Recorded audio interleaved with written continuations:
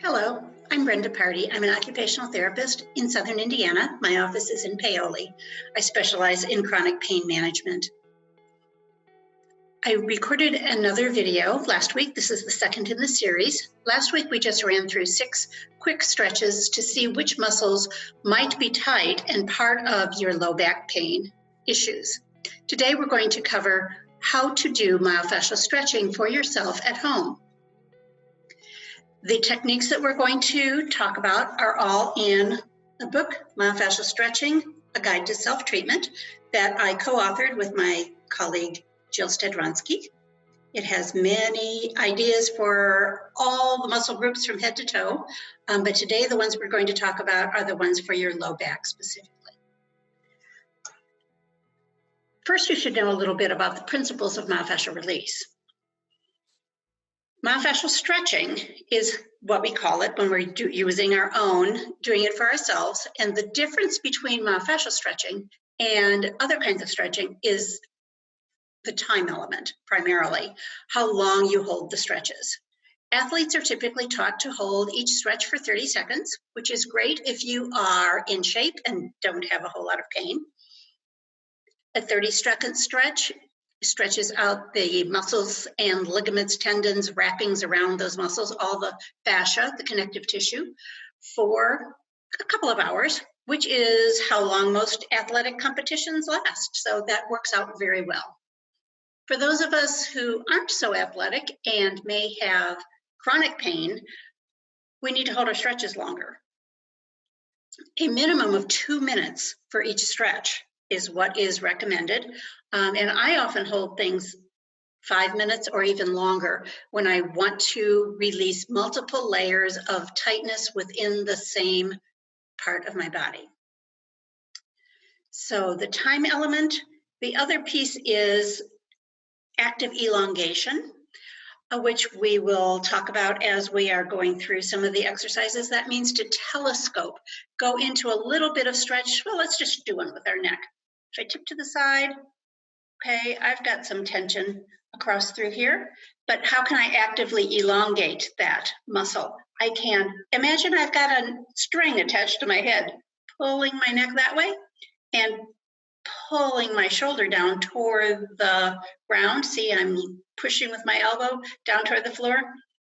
It increases how much there is in the stretch without cranking harder on the muscles.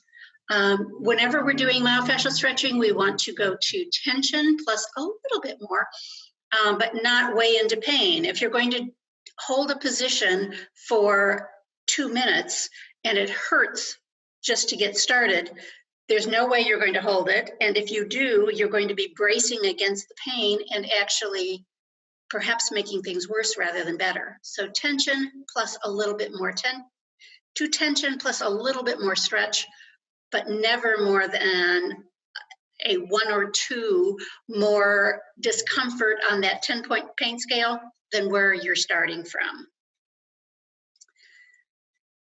Another wonderful thing about myofascial stretching is it strengthens and stretches at the same time. So while you're stretching one muscle, the opposite muscle that's holding you into that position is being strengthened.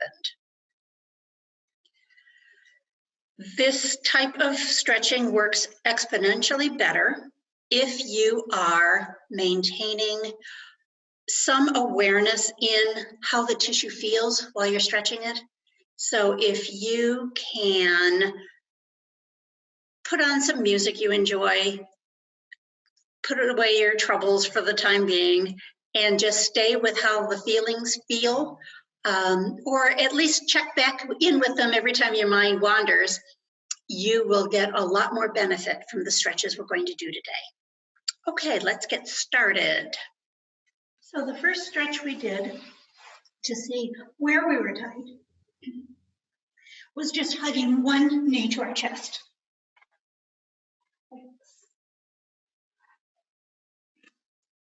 And we try both sides. If they're equally flexible, or if one side or the other is tight. If you have tension, one of the spots where you may have felt it was in your low back. So, a tool of some sort. We recommend 4-inch inflated balls. You put them where it was sore. If that is too intense, if it hurts too much to have the balls right where the pain is, you can move them up or down a little bit and decrease so it's not right in the heart of it. And it might be more comfortable to last there for several minutes in another spot. And then gradually work your way into the tightest place. If 4-inch balls are too big, you can look around for something smaller. Discount stores, toy stores, etc. Even the pharmacies often have a toy section, and you might be able to find some kind of a ball. Once we're moving around the country again, you can come get this particular one from me. We also use a roller, swim noodle. If you have a therapy roller, those are bigger and harder. I get some good relief and release from a swim noodle. This is the bigger size. They come in several different sizes. So you can put that where the tension is. And so anywhere along your back. Can be under your hips, if that was where you felt the pull. You can also sit either on the floor or on a chair with the roller under your thighs, if that was where you felt the strongest pull when you did that first exercise. You can put a ball there. You could also use a pillow that is a bolster type pillow. I have some of those here too. Here's the bolster. It's softer, not as intense as the swim noodle. And so sometimes that's a better choice to get started in when it's quite painful.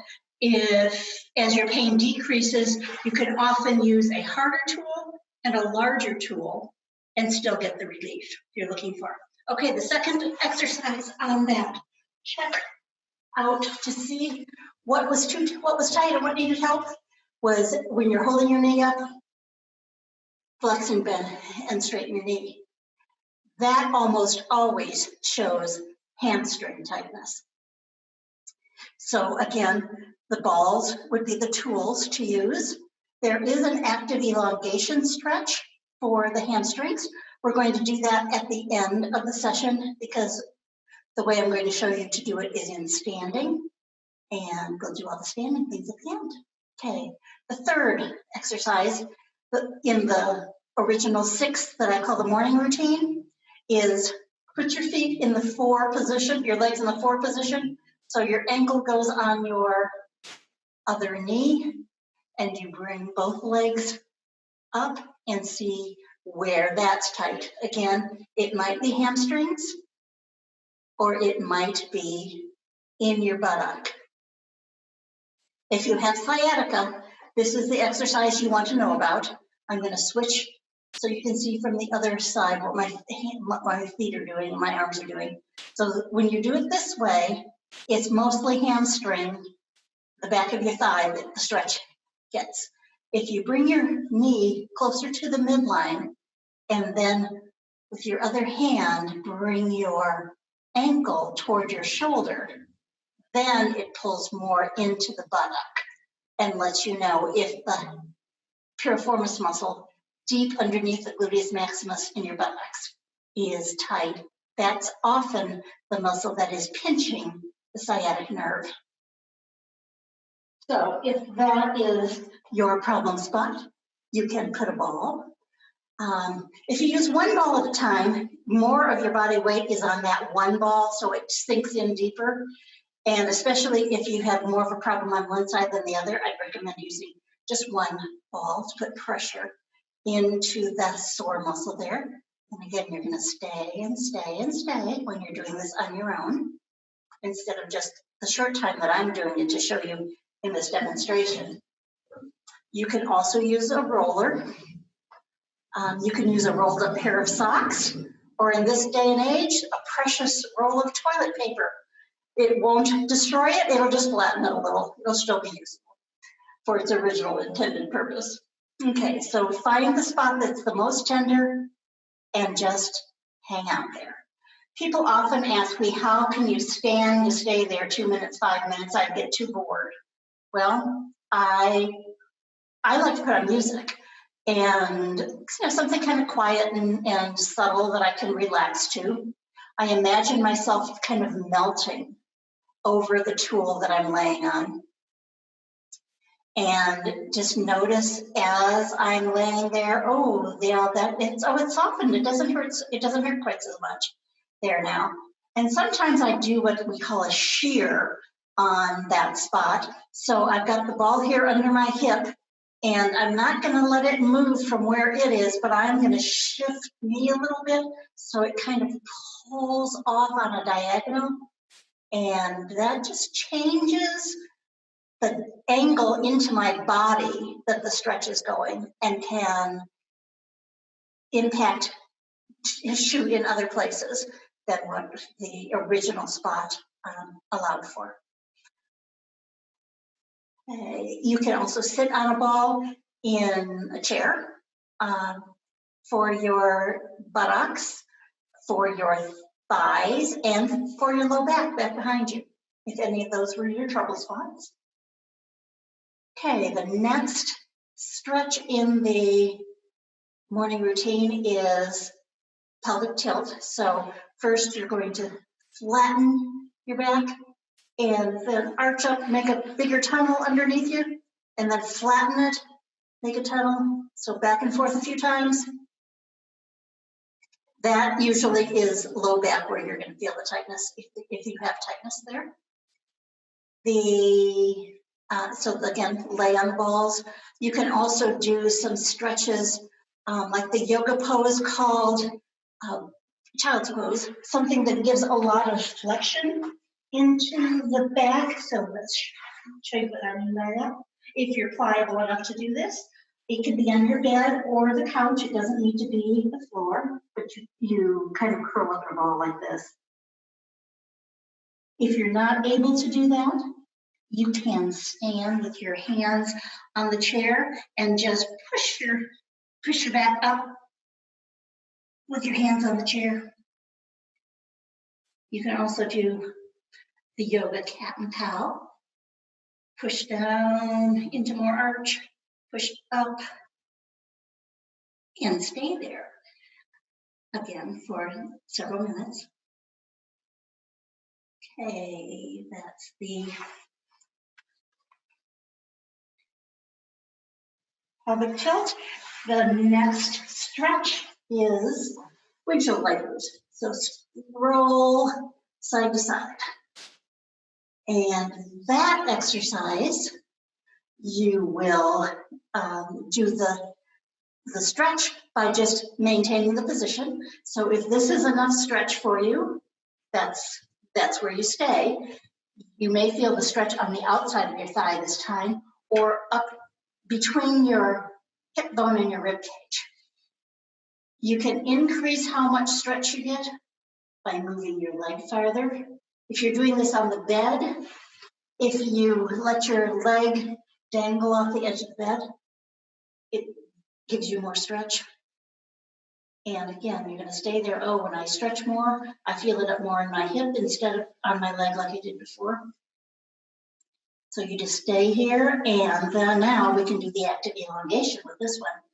Okay, so I'm going to pull, pull, pull, pull, pull. So I'm reaching, I'm telescoping my leg as if I was trying to touch the bottom of my foot to the wall in front of me. Knowing my leg is not that long, it's not possible to do that, but that's what I'm imagining is happening. That's how I actively elongate. So I'm still in the same place I was at. I'm just adding a little more tension, and then stretch, stretch, stretch, stretch, stretch. And then hold the stretch when you get to the point where it is the right amount of tension that you can hold it for 2 minutes without it hurting too much. but not too extreme. If you try to overstretch, push too hard, too fast at once, it will backfire on you, and you won't be releasing and relaxing the shortened tissue. Okay. The last of the exercises was done in a chair, so we'll do that in a chair, and then I'll show you a standing position for stretching your hamstrings. The last of the 6 exercises in the morning routine is after you're up heading out of bed, legs down over the side of the bed, you reach one leg up and telescope. Reach one leg up and telescope. So you can, if telescoping is too much, the test is just up and down a few times. If it's tight, that's when you're going to telescope and hold.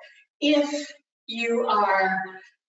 that one is really good for you, if you feel a lot of pull in the back of your leg when you do the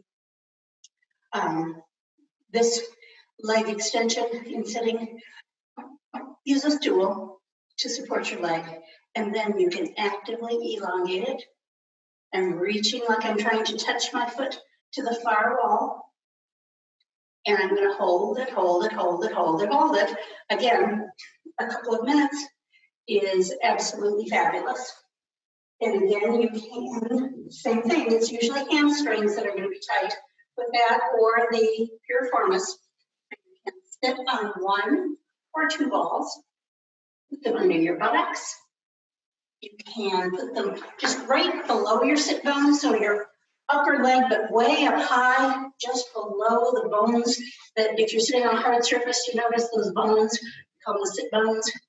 You can get some relief by stretching the tendons to the hamstring muscles right there. And then you can keep going all the way down every few minutes.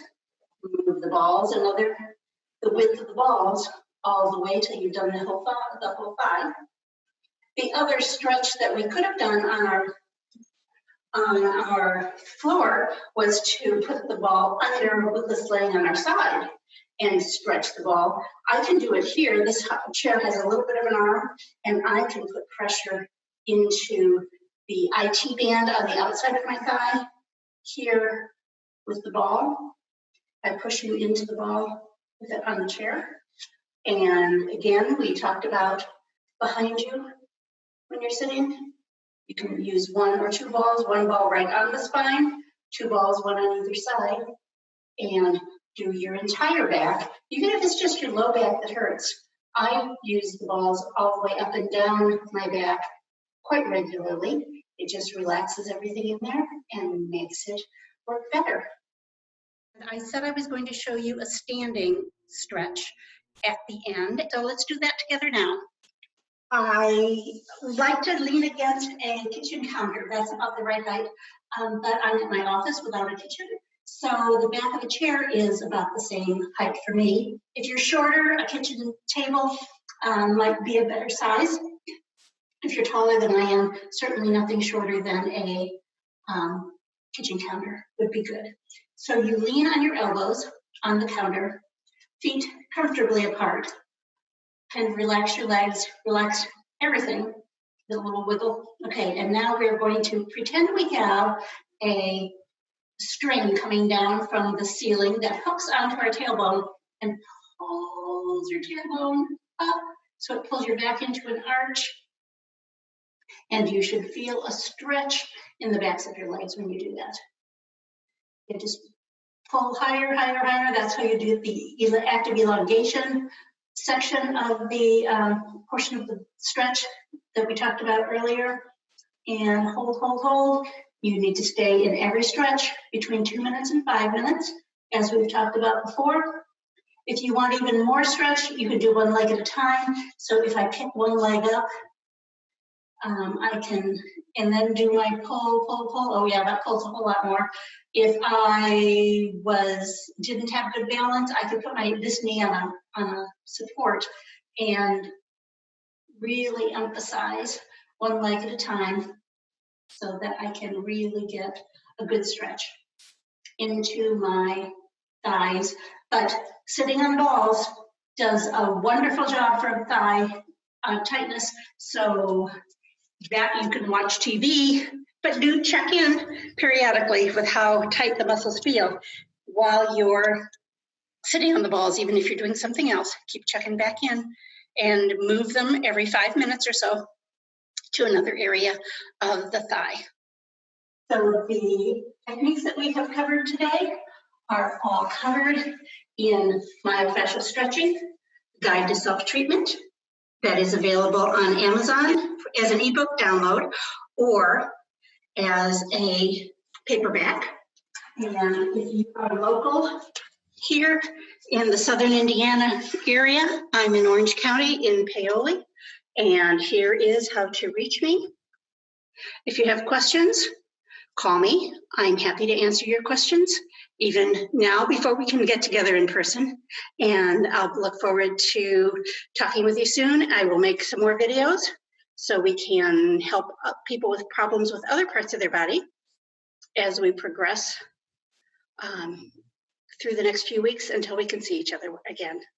Take care and God bless till then.